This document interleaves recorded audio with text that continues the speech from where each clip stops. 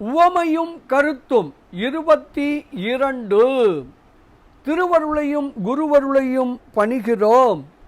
உவமையும் கருத்தும் 22. ஒளி தரும் உபலம் போலும். இந்த உவமையை சிவப்பிரகாசம் எனும் நூலின் 59வது திருப்பாடலில் அருள் திரு உமாபதி சிவம் கையாளுகிறார். உவமையை முழுமையாக காண்போம். ஓரிடத்து உணரும் உண்மை ஒளி தரும் உபலம் போலும். இந்த உவமை என்ன சொல்லுகிறது? படிகத்தின் அருகே பச்சை நிற மாலை இருந்தால் பளிங்கு பச்சை நிறமாய் விளங்கும். படிகத்தின் அருகே ஊதா நிற பொருள் இருந்தால் பளிங்கு ஊதா நிறமாய் விளங்கும். படிகம் தன்னை சார்ந்த பொருளின் வண்ணமாய் விளங்கும். இதுவே உவமை.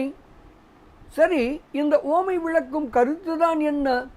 படிகம் தன்னை சார்ந்த பொருளின் வண்ணமாய் விளங்குவது போல இந்த ஆன்மாவும் அசத்தோடு சார்ந்த பொழுது அசத்தாயும், சத்தோடு சார்ந்த பொழுது சத்தாயும், சார்ந்ததன் வண்ணமாய் நின்று அறியும் இயல்பு உடையது. இதுவே இந்த உவமை விளக்கும் கருத்து ஆகும். இந்த இயல்புதான் ஆன்மாவின் தன் இயல்பு என்றும் ஆன்மாவின் சொரூப லட்சணம் என்றும் அழைக்கப்படுகிறது. இதனை சிவப்பிரகாசம் எப்படி கூறுகிறது தெரியுமா? ஆன்மா அறியும் முறை என்ன எனும் வினாவிற்கு மற்ற மதங்கள் மற்ற சமயங்கள் கூறும் பதில்கள் ஏற்புடையன அல்ல என விளக்கி, உண்மையில் சார்ந்ததன் வண்ணமாய் விளங்கியே ஆன்மா அறிகிறது என சித்தாந்தத்தை விளக்கி நிறுவுகிறது சிவப்பிரகாசம். அந்த பாடல் என்ன தெரியுமா?